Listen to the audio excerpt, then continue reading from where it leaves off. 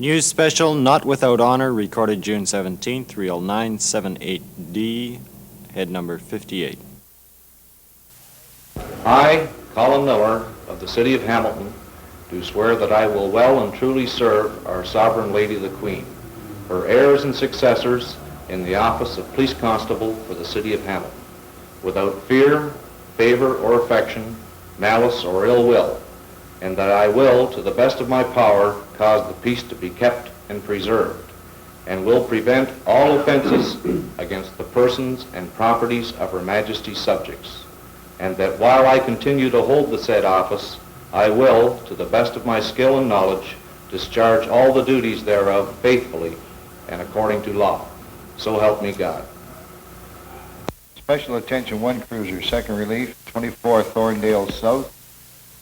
Also the strike area, Myers Coal, Empire Canada Coal Company, Canada Ice and Coal Company. These men and men like them protect a growing, sprawling city from the anarchy and abuse of the misguided, those who trespass the rights of their fellows.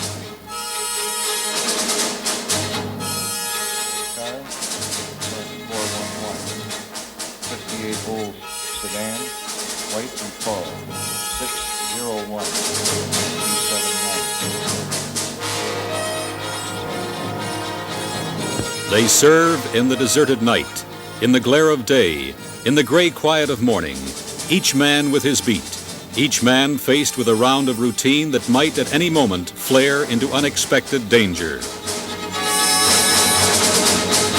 They move out from stations across the city, shift replacing shift, car replacing car. At no time is their guard relaxed or loosened, and the work of the day or of the night continues uninterrupted.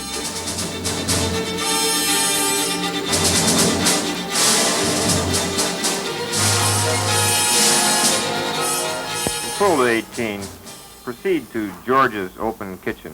George's Open Kitchen, 1841 Grovemore Avenue, 1841 Grovemore Avenue. 3 a disturbance.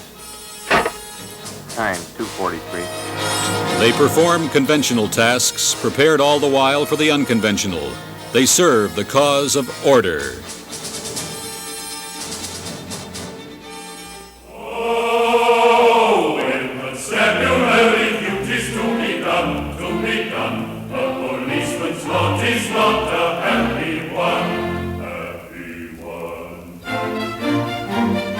That song, composed by Gilbert and Sullivan, was written in an era when the concept of an organized police force was novel and considered almost experimental. Today, the police department is an accepted part of community life, and the men and women who staff our police force carry out their tasks with considerable courage, a wide range of skill, and not without honor. Not without honor. The story of the Hamilton Police Department.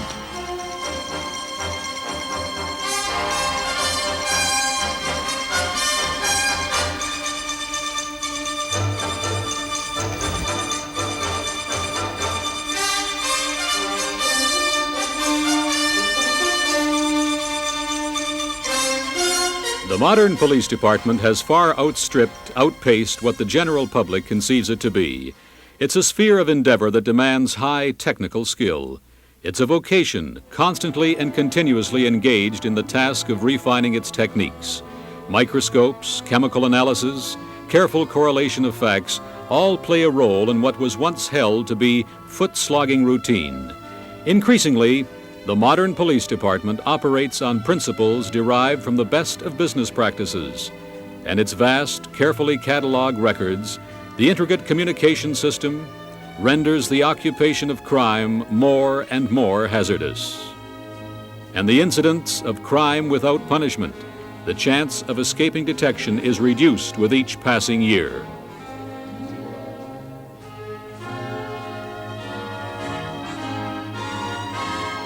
In fact, so precise are the day-to-day records that trends in crime can almost be predicted.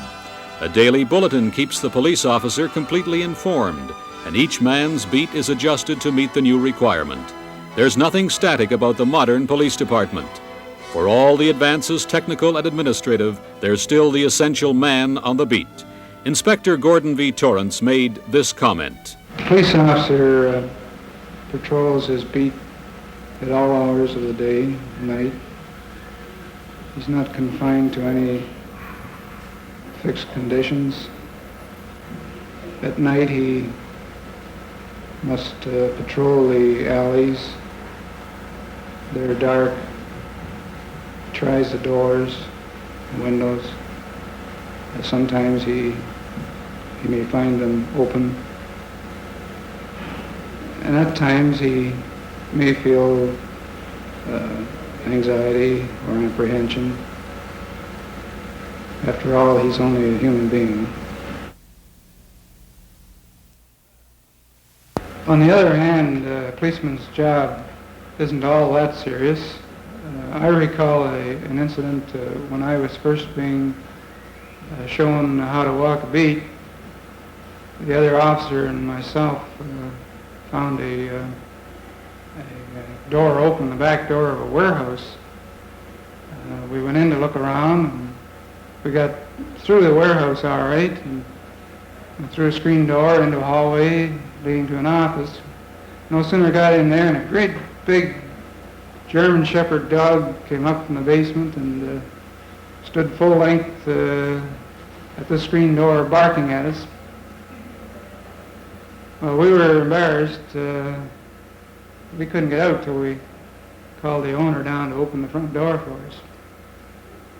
I'll never forget that huge dog.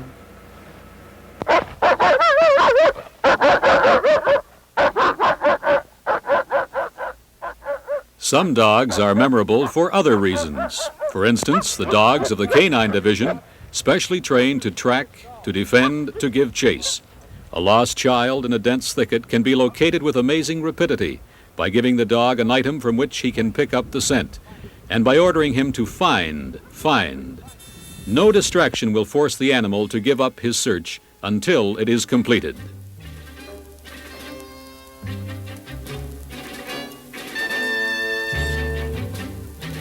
In tracking criminals, a totally different kind of work, they surge ahead, instinct and exhaustive training directing them to their quarry. And yet they will not attack except on specific command, unless their master is himself attacked.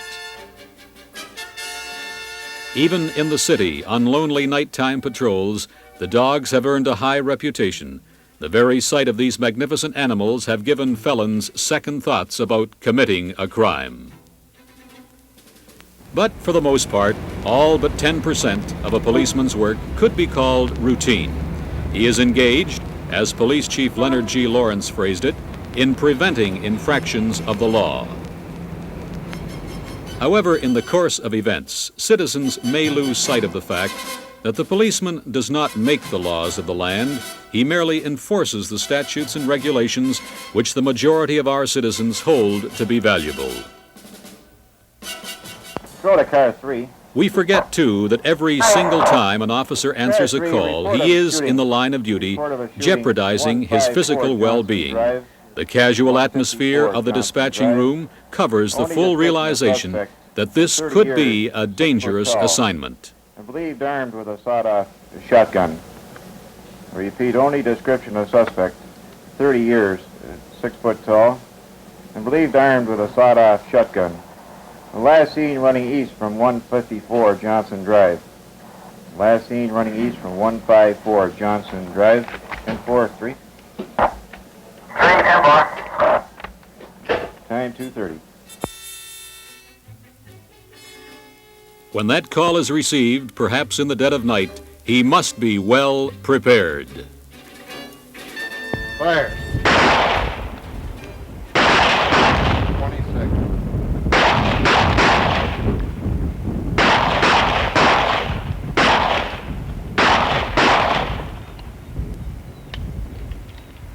And the individual policeman is well prepared. But a gun, he is taught, is a responsibility placed on his person by public trust, a trust that cannot be misused. Five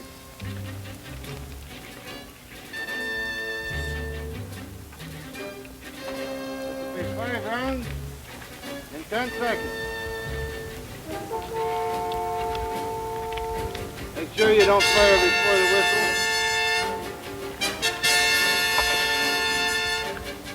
Is the line ready? The line is ready. Fire!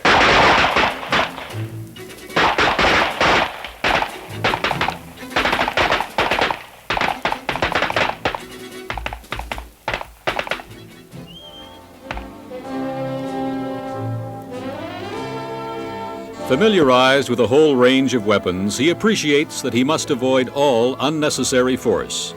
They answer a threat to public safety with appropriate strength. But strength, even when held cautiously in reserve, is itself a preventative to crime. However, a concern for weaponry is far from emphasized in the modern police department. There are other skills more academic in nature which must be mastered. Well, gentlemen, may I welcome you to the Ontario Police College, and particularly Classroom 4. You will realize that today's policeman must be a highly trained individual. The general public is better educated today than it ever was before, and they expect more from their policemen.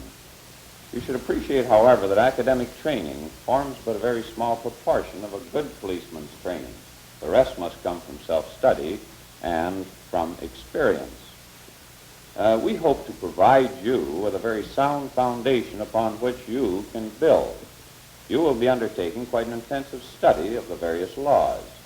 You must know the law if you are to effectively and fairly enforce them. At the Ontario Police College near Aylmer, the men of the Hamilton Police Department, along with officers from throughout the province, receive intensive training. New recruits, experienced men, chiefs. They come here to increase their efficiency. The new men study English, law, police methods, traffic control, and a variety of subjects designed to acquaint them with the duties they will perform.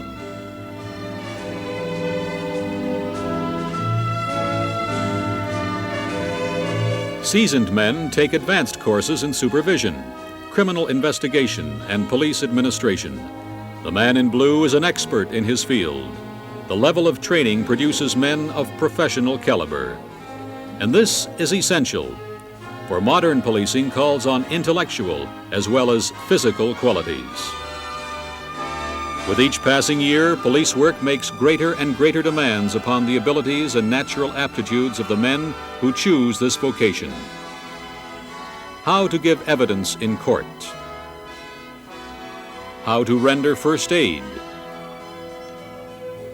Knowledge of every kind.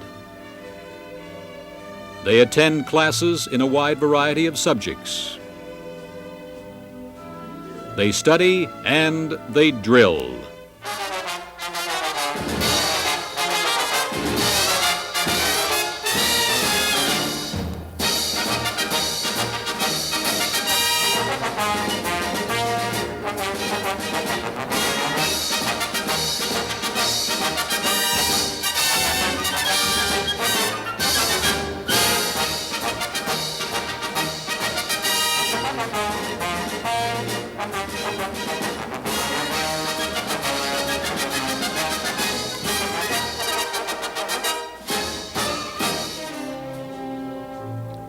Every conceivable situation in which a policeman might find himself is carefully examined, and a simulated accident teaches a man to observe and record every significant detail.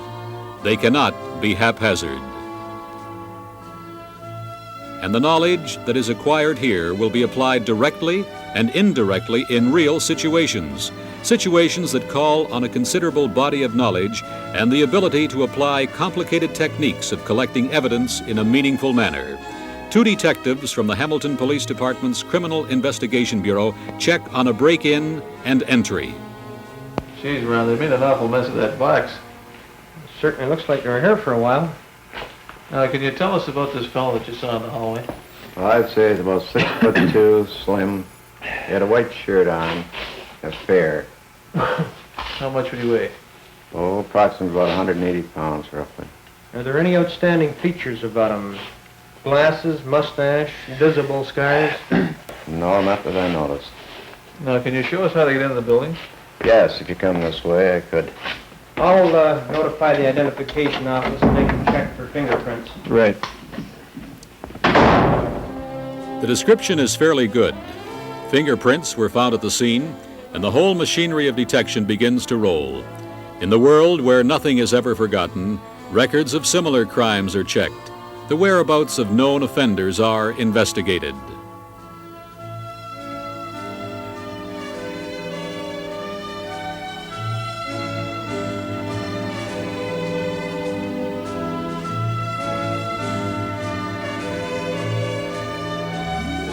Specially prepared cards, cataloged in regards to height, weight, coloring, and unusual physical characteristics, are examined by a mechanical tabulation unit preset to select individuals who fit the available description. From thousands of possible suspects, the field has been limited to a workable number. Fingerprints lead to one suspect. In this instance, a lineup is arranged, and the witness attempts to make a positive identification.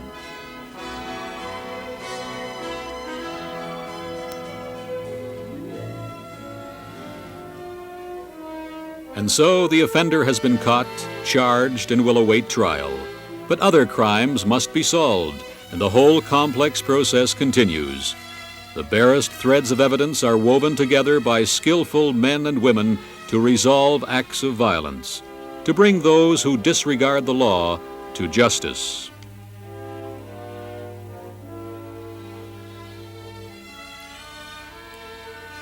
The work of law enforcement never ceases. The key word in law enforcement is restraint. Every precaution is taken to protect the rights of the individual. Principles inherent in our society from the distant past, from Magna Carta, are mirrored in the police department.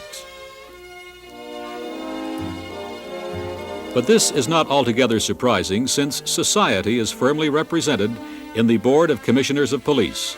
Senior Magistrate Walter Tuckty, QC, chairman of the commission, in concert with Judge Alan Ambrose, represents the law. His Worship, Mayor Victor Copps, as head of City Council, represents the public.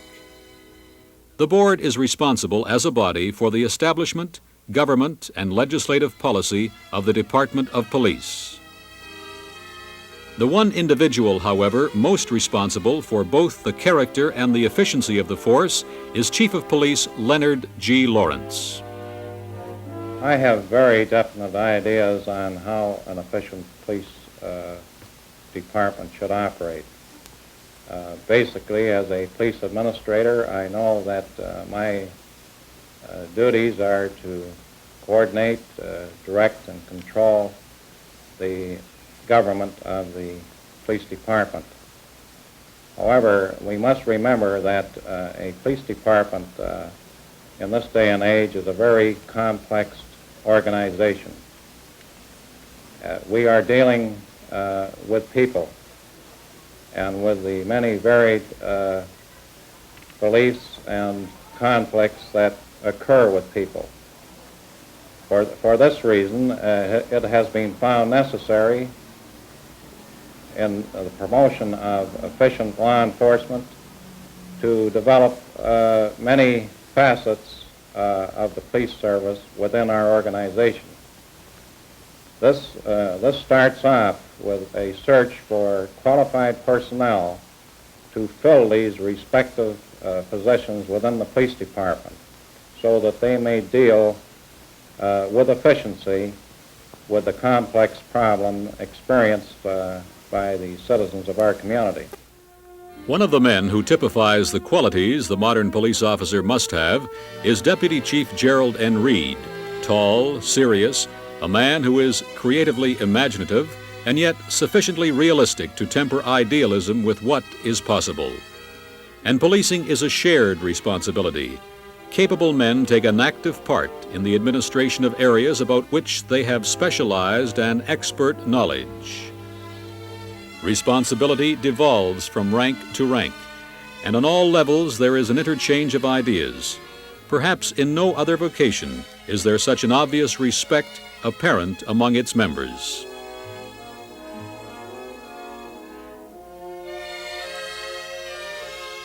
so much depends upon individual skills. Every single member of the force must be capable. This holds true for the women as well as the men.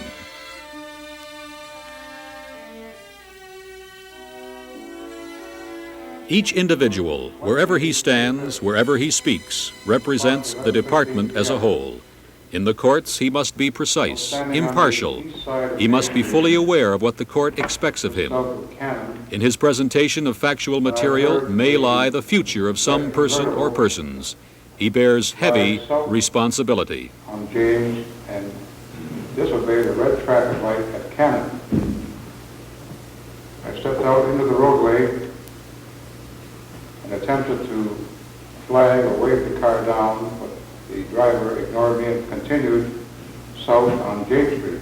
One moment, officer. Could you describe the weather conditions and the road conditions at this time and place? Yes. The night was clear, the road was dry, and the streets well lighted. Thank you, officer.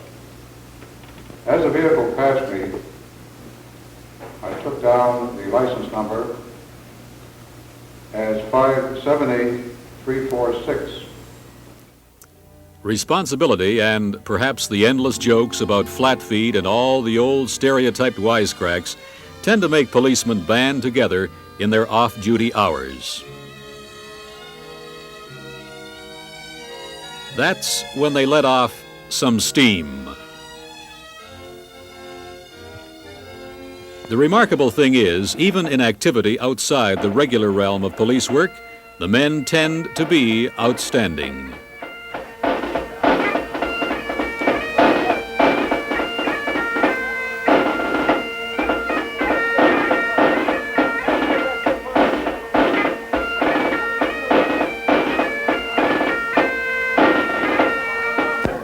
They enjoy a good time, too, and when they're called to order, when there is something to be done, they seem bent on doing it well.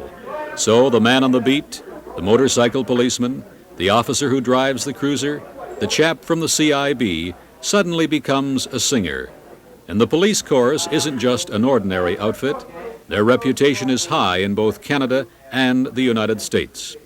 Rehearsing on their own time, they have greatly enhanced the reputation of the Hamilton Police Department. Those vowels, the vowels we've been working on, that's really good.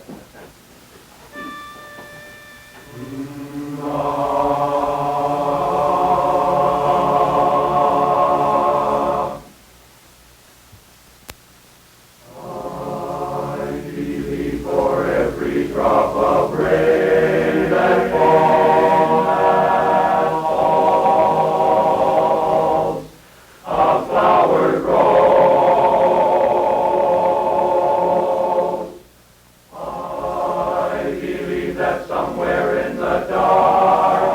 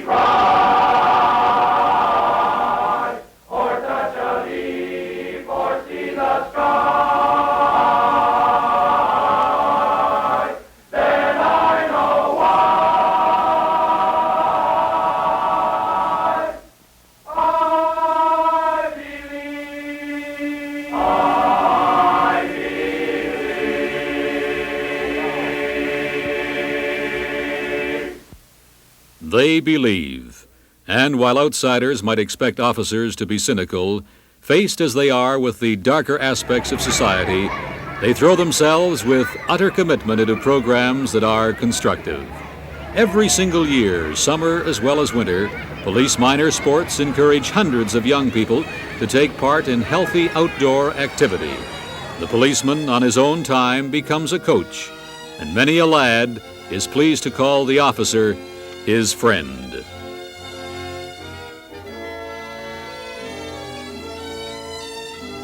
They strive to educate the public, young and old, to the many responsibilities that lie in their path. In the automotive age, each one of these children, when adults, will probably drive a car.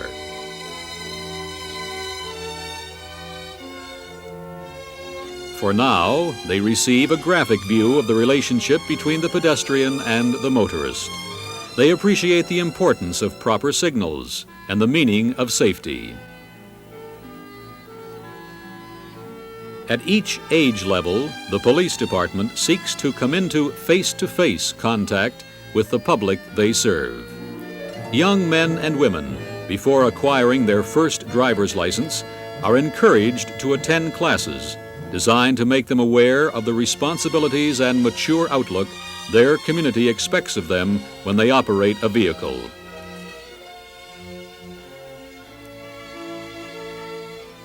Even radar has its positive aspects. Speed isn't the concern, it's the results of speed, perhaps the death of a child. The beam records on a meter the speed of an oncoming vehicle.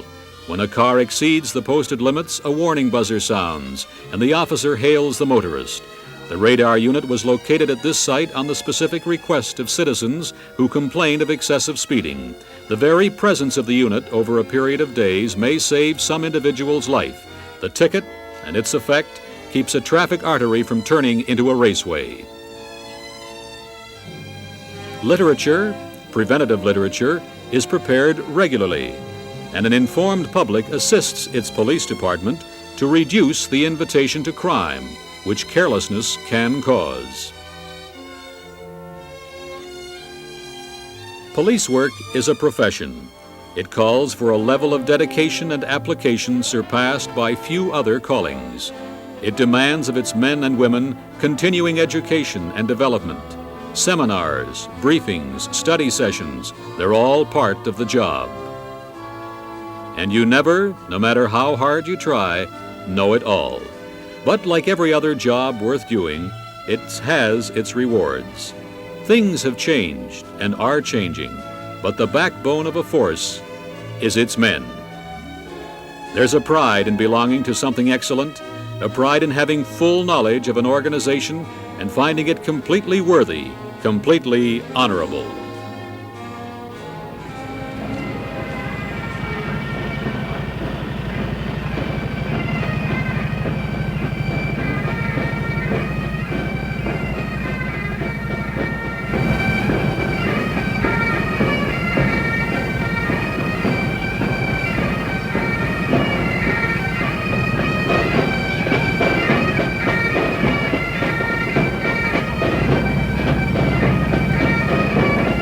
It is the mood of our society to be critical. In an age of disillusion, we demand perfection. We hope for the best while expecting the worst. It is well to examine those areas of life which play so important a role in day-to-day affairs. But we must never be reluctant to salute that which is good, that which is valuable. Those who deserve our respect should receive it. And surely it is wisdom to respect those who act with patience, skill, courage, and not without honor.